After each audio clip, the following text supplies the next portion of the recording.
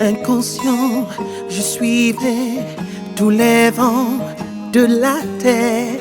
Ignorant, je vénérais tous les dieux de la chair. Tant au fond de moi, t'as tout. Et ce retour à la position originelle se définit donc en lui, dans la fusion avec lui. Donc Christ est la position originelle qui nous permet, dans la fusion avec lui, d'avoir la conscience du ciel, donc habiter au ciel pendant que nous marchons sur la terre. Et Christ est dans cette position originelle qui nous permet donc de retrouver la communion que nous avions perdue avec le Créateur et tous les avantages qui vont avec. À l'humanité, je reviens à toi, Seigneur. Une chose extraordinaire, une autre chose extraordinaire que nous vivons quand on est en Christ. Le Christ le dit dans Jean chapitre 15, au verset 5, il dit, je suis le cep, vous êtes les sarments. Celui qui demeure en moi et en qui je demeure porte beaucoup de fruits, car sans moi vous ne pouvez rien faire. Celui qui est en Christ n'a qu'une seule envie, c'est de lui ressembler. Celui qui est en Christ reçoit la sève qui coule de ses entrailles. Et cette sève est sa nourriture.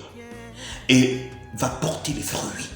Ce sont ces fruits qui vont embellir sa maison, embellir son foyer, embellir sa famille, embellir son quotidien. C'est pas l'argent qui donne la beauté.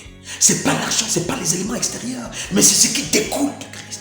Vont embellir.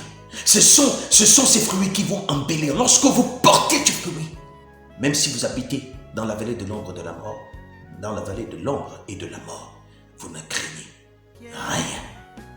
Vous ne craignez rien parce que les fruits que vous portez ont le pouvoir de vous rassurer. Lorsqu'on est en Christ, on ne crie plus au désespoir. Lorsqu'on est en Christ, on cesse les lamentations qui ne finissent jamais. Lorsqu'on est en Christ, on cesse d'être en crise. Si quelqu'un est en Christ, il est une nouvelle créature. Mais il faut être en Christ. Il faut être en Christ. Souvenez-vous, lorsque le Christ était avec ses disciples, je l'ai déjà dit dans une vidéo précédente, et qu'il devait célébrer la Pâque quelque part. Et les disciples sont allés demander à un monsieur, voilà, notre maître, on doit venir célébrer la Pâque chez toi. Et ce monsieur a dit non, vous ne viendrez pas chez vous, ne viendrez pas chez moi. Ils sont allés voir le Christ et ils lui ont dit, mais il y a un monsieur, je paraphrase, quand ils sont allés voir, on lui dit que tu as l'honneur de recevoir le maître chez toi pour célébrer la Pâque. Et il refuse. Et il a refusé carrément. Alors nous permets-tu de commander que le feu descende du ciel pour consumer cet homme-là? Le Christ a répondu à ces gens. Vous ne savez pas de quel esprit vous êtes animé. L'esprit qui vous anime, qui vous donne d'avoir un tel regard, une telle compréhension. Vous ne savez pas de quel esprit vous êtes animé. Le Fils de l'homme n'est pas venu pour détruire les hommes, il est venu pour sauver les hommes.